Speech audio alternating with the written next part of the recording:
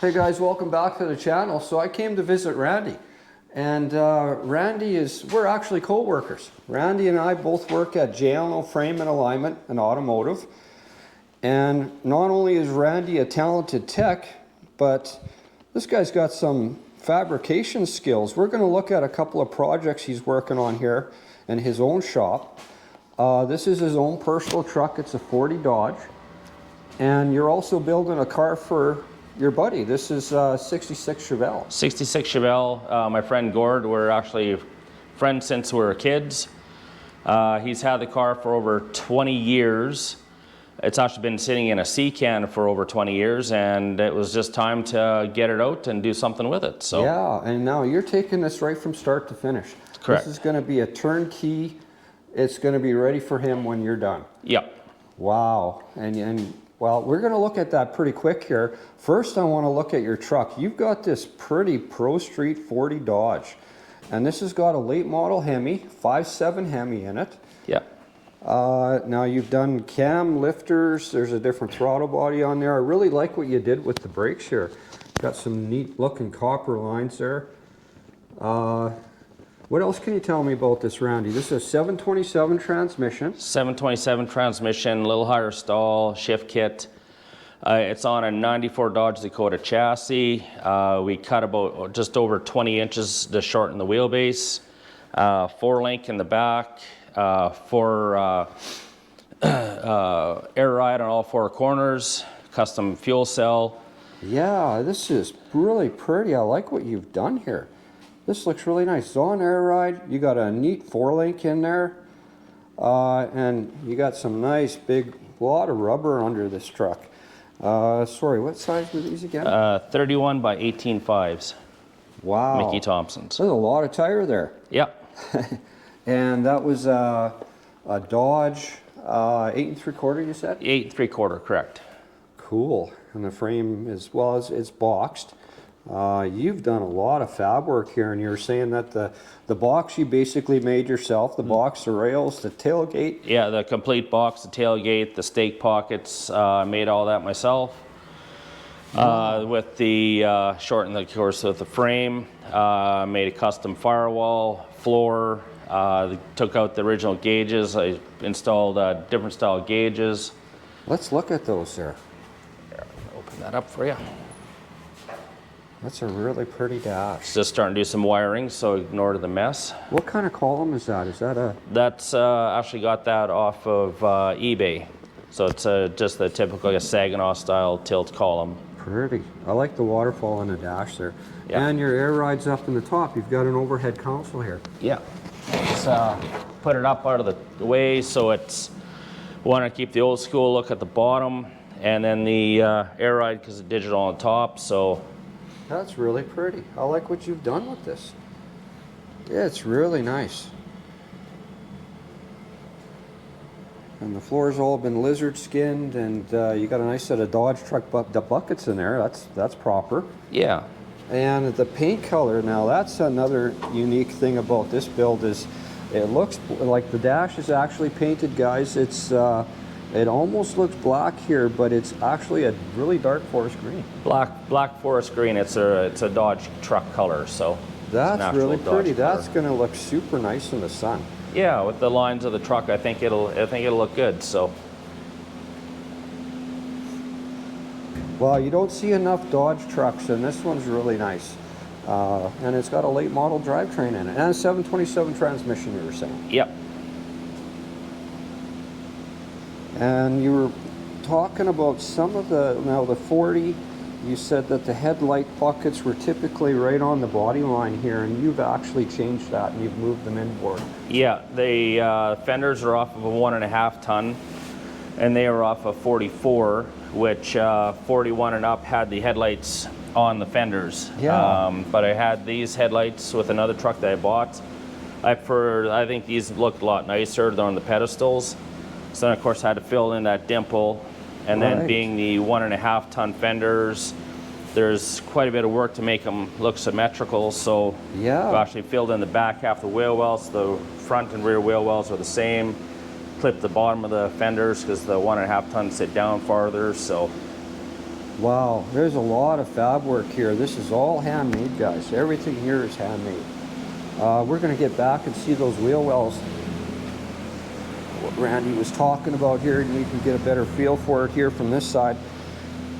Nice teardrop looking fender, but that's all been handmade and fab to give you that look. That's really cool.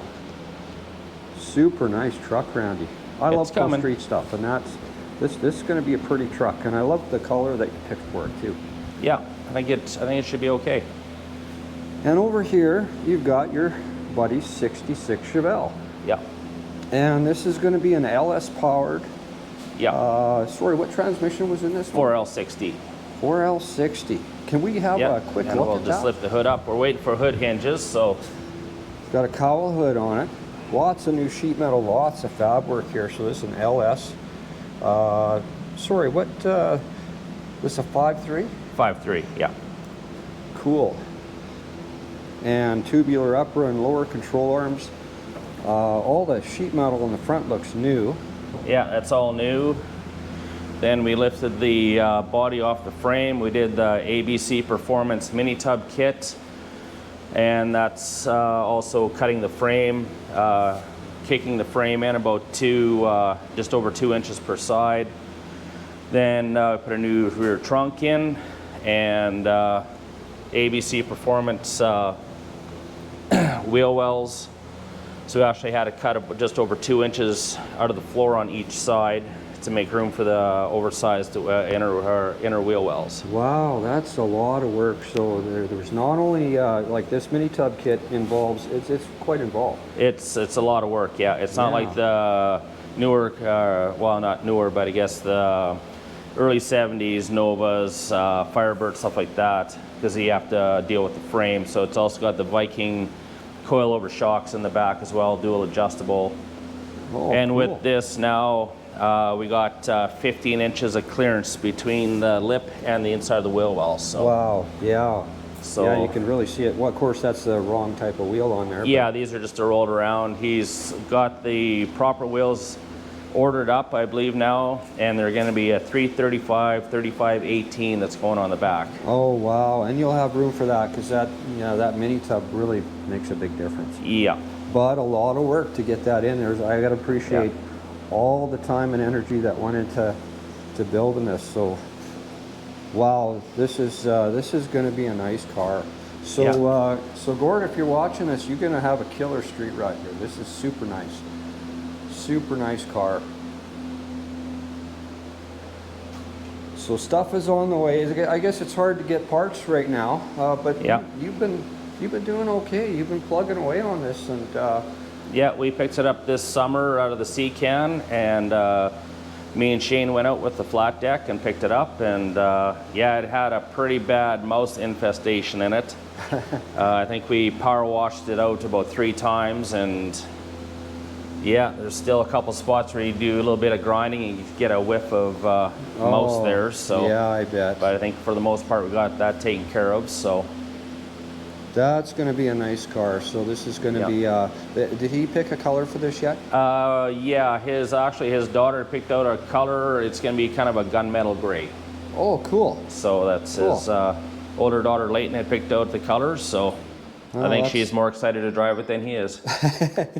Well, that's a nice color to pick for a hot rod. That'll look nice. Yeah, I think it'll look good. There's not too many Chevelles that color, so it'll stand out a little bit. And yeah, I like the cowl hood on it. You were talking about maybe shaving a lot of the trim off the car. It's going to be kind of a resto-mod-ish type of a hot rod. Yeah, and he's just looking at it as a daily driver.